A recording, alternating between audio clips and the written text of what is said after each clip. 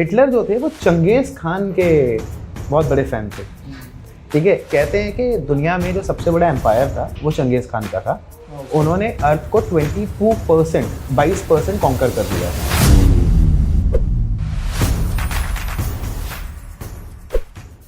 नमस्कार दोस्तों, कैसे हैं आप सब। स्वागत है आप सबका चार लोग क्या कहेंगे में।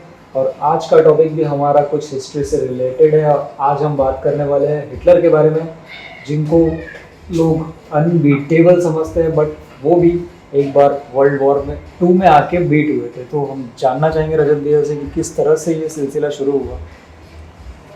हिटलर की जब हम बात करते हैं, ठीक है, he was a very learned man. ठीक है, हाइट कम। और एक बार एक कहानी शुरुआत होती है, वेंट टू एन एस्ट्रोलॉजर के पास जाते हैं हिटलर और बोलते हैं कि क्या मैं इस दुनिया में, ठीक है, राज कर पाऊँगा। जो राजाओं वाला हिसाब होता था, डिक्टेटरशिप अगर आप बोलो, मतलब आज की दुनिया में उसको डिक्टेटरशिप बोलते हैं। तो एक स्टोरी बहुत फेमस है हिटलर के लिए कि हिटलर को ना डिक्टेटर बनना था, मतलब राजा बनना था अगर मैं बोलूँ तो। जैसे हम आज की लाइक जनरेशन की बात करते हैं तो डेमोक्रेसी में डिक्टेटरशिप बोलते हैं उसको। ठीक है, जो चाइना में है इस वक्त, है कम्युनिस्ट पार्टी लेकिन एक तरीके से डिक्टेटरशिप ही है, या आप उसको बोल लो नॉर्थ कोरिया में जो है। तो डिक्टेटरशिप को थोड़ा सा एक्सप्लेन करेंगे। ओके, डिक्टेटर इज बेसिकली, आप किम जोंग उन का नाम सुना होगा आपने। ठीक है, ये नॉर्थ कोरिया के राजा हैं, यही वहाँ के प्रेसिडेंट है, यही प्राइम मिनिस्टर है। मैंने सुना एक बटन लेके घूमते हैं। हाँ, यही वहाँ की सरकार है, यही वहाँ की आर्मी है। और वहाँ पे तो भी इन्होंने रिसेंटली एक रूल पारित किया था कि किसी ने उनके परिवार में से किसी का नाम अपने बच्चों का रखा तो मरवा देंगे। हाँ, तो basically dictator is like a bad king. अगर आप उसमें देखो, डिक्टेटर अच्छा भी हो सकता है, बुरा भी हो सकता है। तो dictator is like a king, राजा भी वही, प्रजा भी वही, सब वही। तो मैंने बोल दिया कि आज से 24 घंटे रेस्टोरेंट चलेंगे, तो कोई रेस्टोरेंट बंद नहीं हो सकता शहर में। अगर मैंने बोल दिया आज से सब कुछ बंद, तो पूरा देश बंद हो जाएगा। तो dictator is kind of a government in like itself, one person one rule वाला चीज। तो हिटलर को भी यही बनना था। हिटलर जो थे वो इतिहास और साहित्य के बड़े जानकार थे। हिटलर जो थे वो चंगेज़ खान के बहुत बड़े फैन थे। ठीक है, कहते हैं कि दुनिया में जो सबसे बड़ा एम्पायर था वो चंगेज़ खान का था। उन्होंने अर्थ को 22% कॉन्कर कर लिया था। ठीक है, ये अलेक्जेंडर के भी एम्पायर से बहुत बड़ा था। अब हिटलर चाहते थे कि वो पूरी दुनिया में कब्जा करे। तो एक कहानी बहुत फेमस है उस टाइम की कि हिटलर एक एस्ट्रोलॉजर के पास जाते हैं, बोलते हैं आप मेरा हाथ देख के बताओ कि मैं कभी एक राजा बन सकता हूँ, can I be a dictator, can I be a king. तो कहानी ये है कि जब उस एस्ट्रोलॉजर ने वो हाथ देखा उनका और बोले क्या तुम्हारे हाथ में तो वो रेखा ही नहीं है, तो हम तो अपने घर के राजा नहीं बन सकते। तो स्टोरी ये है कि हिटलर ने चाकू निकाला, पहले पूछा कौन सी रेखा है, तो बोले यहाँ से बनती है। हिटलर ने चाकू निकाला, अपने हाथ काट दिया कि देखो अब रेखा बन गई।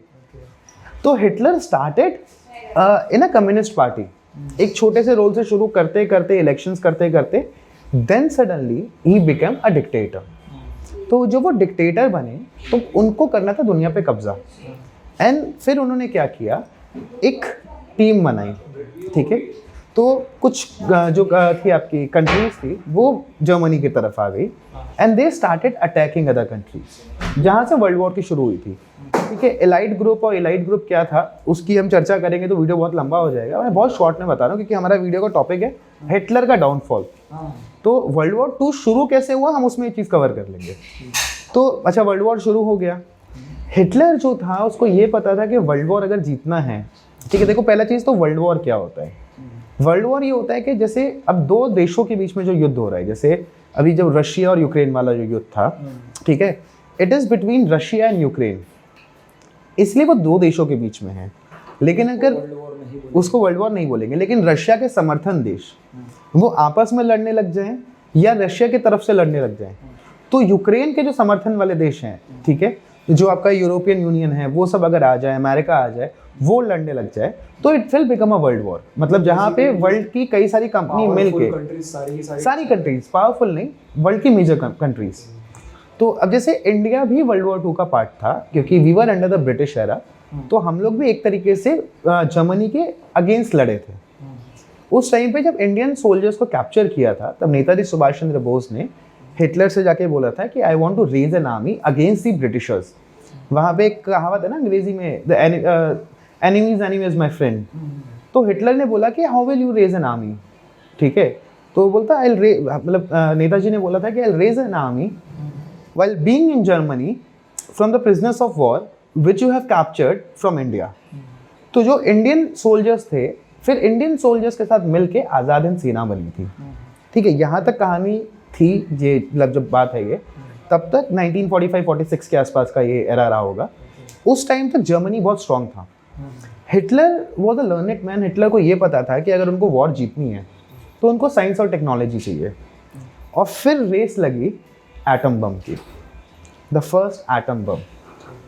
तो आप जैसे बता रहे हैं एटम बम के बारे में, पर पहला एटम बम तो शायद यूएस ने बनाया था। हाँ, पहला एटम बम यूएस ने ही बनाया था, लेकिन साइंटिस्ट के पास डिकोड्स आ चुके थे। मतलब देखो, जर्मन साइंटिस्ट और अमेरिकन साइंटिस्ट दोनों लगे हुए थे कि पहले बॉम्ब कौन बनाएगा। वर्ल्ड वॉर 2 के टाइम पे जिसके पास ज़्यादा बड़ा हथियार वो ज़्यादा आसानी से लड़ाई जीत सकता था। ठीक है, दोनों कंट्रीज़ के लगे हुए थे, दोनों के पास अपने अपने फॉर्मूलाज थे। यूरेनियम की खोज के चक्कर में पूरी कहानी लटक गई थी। ठीक है, सारी लड़ाई वहाँ पे शिफ्ट होकर यूरेनियम पे चले गई थी कि जिसके पास यूरेनियम आएगा, वो रॉ मटेरियल मिलेगा, वो ज़्यादा बड़ा बम बना सकता है। किसी ने इसको डर्टी बॉम्ब बोला, किसी ने एटॉमिक बॉम्ब बोला। ठीक है, कहते हैं हिटलर के पास एक ऐसा भी वो चीज़ बना रहा था कि अगर वो वॉर हारता तो अर्थ को क्रस्ट से 2 टुकड़े कर देता। ठीक है, ये भी कई कहावतें, ऐसी चीज़ें मिली नहीं है, लेकिन जर्मनी के पास एक बहुत बड़ी फौज थी जो साइंटिस्ट की थी, जो नए नए एक्सपेरिमेंट कर रहे थे। उस टाइम पे हिटलर एक नई टैक्टिक लेके आए थे। हिटलर का जो टैक्टिक था वो था ब्लिट्जस्कैलेजी। ठीक है, प्रोनाउंसिएशन शायद 19-20 हो सकता है। तो ब्लिट्जस्कैलेजी जो थी उसका मतलब था lightning, fight with the lightning speed, attack with the lightning speed, मतलब बिजली की रफ्तार से अटैक करना, सामने वाला एक्सपेक्ट भी ना करता है। अब जैसे मान लो मुझे प्लेन्स में या शिप में या पैदल जाने में एक जगह से दूसरी जगह के लिए 10 दिन लगने हैं। हिटलर कोशिश करता था कि वो 10 दिन का डिस्टेंस है वो 2 दिन में हो जाए, क्योंकि सामने वाली आर्मी को पता है कि लोग आज निकले, इनको 8 से 10 दिन लगेंगे। वो उस हिसाब से अपनी प्रिपरेशंस कर रहे हैं। आप एक ही दिन में पहुंच जाओ, वो अंडर प्रिपेयर्ड है। Surprise attack. हिटलर ऑलमोस्ट बहुत कुछ जीत गया था और हिटलर शायद दुनिया पे कब्जा कर लेता। हिटलर हारना जो शुरू हुआ है ना, वो सबसे पहले हारा है रशिया से। अच्छा, रशिया में भी क्या हुआ था, जब हिटलर की फौजें रशिया तक पहुंची, उनको बैकअप चाहिए था। हिटलर, देखो कहते हैं ना कि घमंड आपको सब खत्म कर देता है। हिटलर में उस टाइम पे इतना घमंड आ गया था कि हिटलर वाज लाइक कि मेरी आर्मी पीछे नहीं आएगी। उनको रीइंफोर्समेंट चाहिए था जर्मन सैनिकों को। हिटलर बोला कि रीइंफोर्समेंट जब तक आएगा तब तक तो लड़ो। अब रशिया को जो लड़ाई करनी थी ना, सॉरी, जो जर्मनी को जो लड़ाई करनी थी वो सिर्फ रशियन आर्मी से नहीं करनी थी, वो नवंबर के दिसंबर की ठंड से और स्नोफॉल से भी लड़ाई करनी थी, बर्फबारी से भी लड़ाई करनी थी। पर्याप्त मात्रा में उनके पास साधन नहीं थे, गन्स नहीं थी, वेपन्स नहीं थे, आर्मी नहीं थी, रीइंफोर्समेंट नहीं आया था। वो कंटिन्यूस लड़े जा रहे थे। वहाँ से उनका डाउनफॉल आना शुरू हुआ। एंड हिटलर ने एक चीज़ करी थी उस टाइम पे। हिटलर के जो पैराट्रूपर्स है, हिटलर ने 2 चीज़ें करी थी उस टाइम पे, जो 2 चीज़ें आज भी शायद नहीं होती हैं।